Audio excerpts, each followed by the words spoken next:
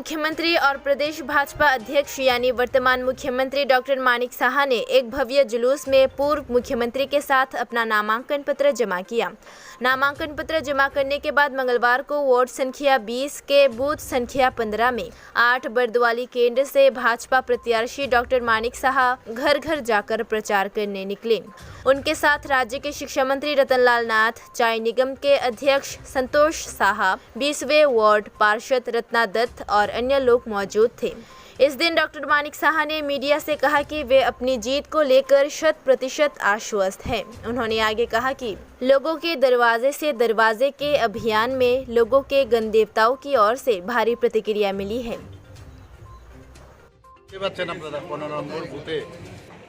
আমাদের যে 20 নম্বর ওয়ার্ডের 15 নম্বর বুথে এসেছি। আমার সাথে আমাদের এডুকেশন মিনিস্টারও আছেন।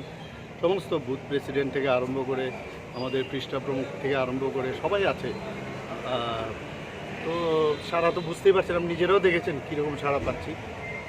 তো আমি নিশ্চিত যে 100%-এর উপরে, গতকালও বলেছি 100%-এর উপরে যদি কিছু থাকে আমি এই কেন্দ্র থেকে অবশ্যই আমি জিতব। লিফলেট সরকারের যেসব কাজগুলো হয়েছে, আমার যে প্রিডেসেসর ছিল বিপ্লব দেবের সরকার, ওনার সময়ে যে কাজগুলো হয়েছে সেগুলো মানুষের কাছে আমরা দিচ্ছি।